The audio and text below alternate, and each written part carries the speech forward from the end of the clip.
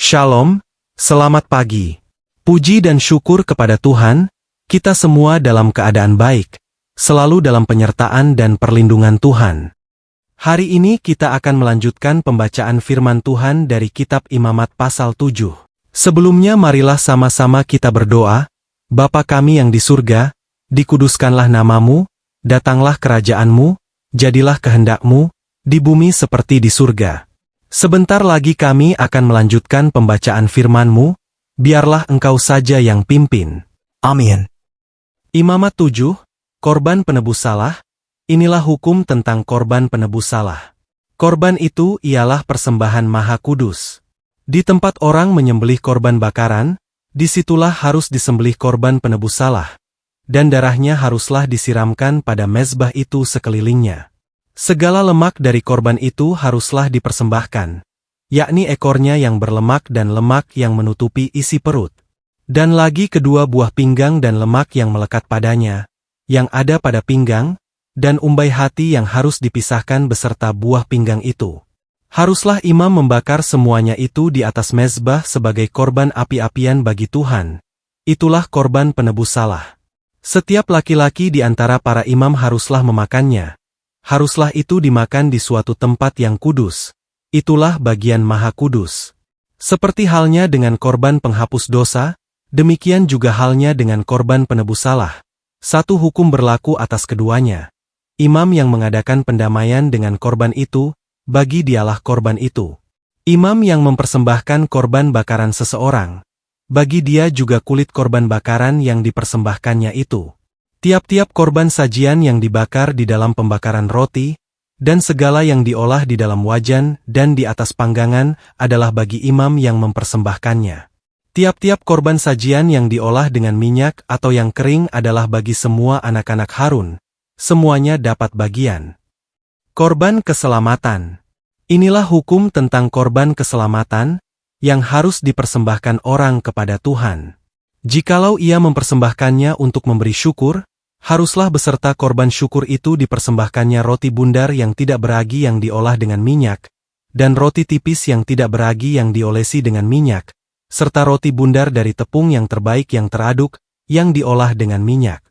Ia harus mempersembahkan persembahannya itu beserta dengan roti bundar yang beragi, di samping korban syukur yang menjadi korban keselamatannya. Dan daripadanya, yakni dari setiap bagian persembahan itu haruslah dipersembahkannya satu roti sebagai persembahan khusus bagi Tuhan. Persembahan itu adalah bagian imam yang menyiramkan darah korban keselamatan. Dan daging korban syukur yang menjadi korban keselamatannya itu haruslah dimakan pada hari dipersembahkannya itu. Sedikit pun daripadanya janganlah ditinggalkan sampai pagi. Jikalau korban sembelihan yang dipersembahkan itu merupakan korban nazar atau korban sukarela, haruslah itu dimakan pada hari mempersembahkannya, dan yang selebihnya boleh juga dimakan pada keesokan harinya. Tetapi apa yang masih tinggal dari daging korban sembelihan itu sampai hari yang ketiga, haruslah dibakar habis dengan api. Karena jikalau pada hari yang ketiga masih dimakan dari daging korban keselamatan itu, maka Tuhan tidak berkenan akan orang yang mempersembahkannya dan korban itu dianggap batal baginya, bahkan menjadi sesuatu yang jijik, dan orang yang memakannya harus menanggung kesalahannya sendiri. Bila daging itu kena kepada sesuatu yang najis, janganlah dimakan, tetapi haruslah dibakar habis dengan api. Tiap-tiap orang yang tahir boleh memakan dari daging korban itu. Tetapi seseorang yang memakan daging dari korban keselamatan yang untuk Tuhan, sedang ia dalam keadaan najis, haruslah nyawa orang itu dilenyapkan dari antara bangsanya.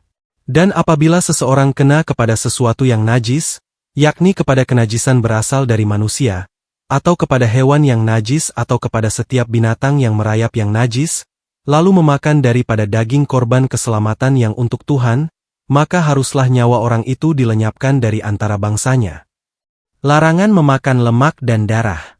Tuhan berfirman kepada Musa, "Katakanlah kepada orang Israel, segala lemak dari lembu, domba ataupun kambing janganlah kamu makan. Lemak bangkai atau lemak binatang yang mati diterkam boleh dipergunakan untuk segala keperluan, tetapi jangan sekali-kali kamu memakannya.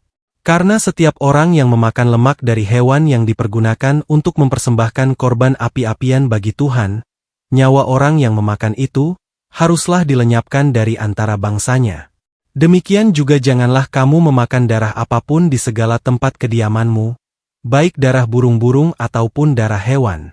Setiap orang yang memakan darah apapun, nyawa orang itu haruslah dilenyapkan dari antara bangsanya.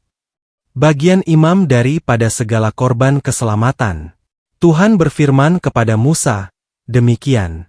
Katakanlah kepada orang Israel, orang yang mempersembahkan korban keselamatannya kepada Tuhan, haruslah membawa kepada Tuhan sebagian dari korban keselamatannya itu sebagai persembahannya. Dengan tangannya sendirilah harus ia membawa segala korban api-apian Tuhan. Adapun lemaknya, haruslah dibawanya beserta dadanya, supaya dadanya itu diunjukkan sebagai persembahan unjukan di hadapan Tuhan. Lalu haruslah imam membakar lemaknya di atas mezbah, tetapi dadanya itu adalah bagian Harun dan anak-anaknya. Paha kanannya harus kamu serahkan kepada imam sebagai persembahan khusus dari segala korban keselamatanmu.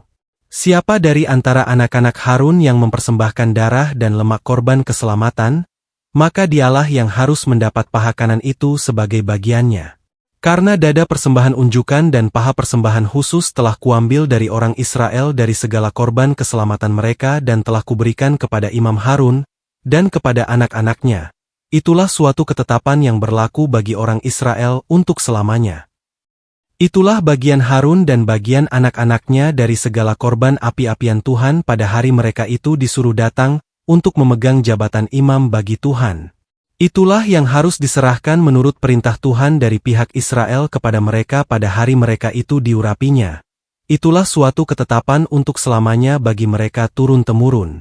Itulah hukum tentang korban bakaran, korban sajian, korban penghapus dosa, korban penebus salah, persembahan pentahbisan dan korban keselamatan.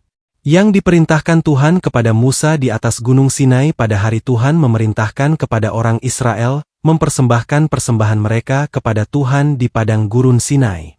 Amin. Makna imamat pasal 7 adalah 1. Kesucian dari persembahan. Maknanya, persembahan harus dilakukan dengan cara yang suci, sesuai aturan Allah. Setiap korban memiliki prosedur khusus agar diterima di hadapan Tuhan. 2. Pembagian dalam persembahan. Maknanya, bagian dari korban diperuntukkan bagi imam dan keluarga, menunjukkan tanggung jawab sosial dan spiritual bagi mereka yang melayani Tuhan. 3. Larangan memakan darah. Maknanya, menekankan bahwa hidup berada dalam darah dan darah adalah milik Allah, sehingga manusia tidak boleh memakannya. 4. Hikmat dan pengampunan melalui korban.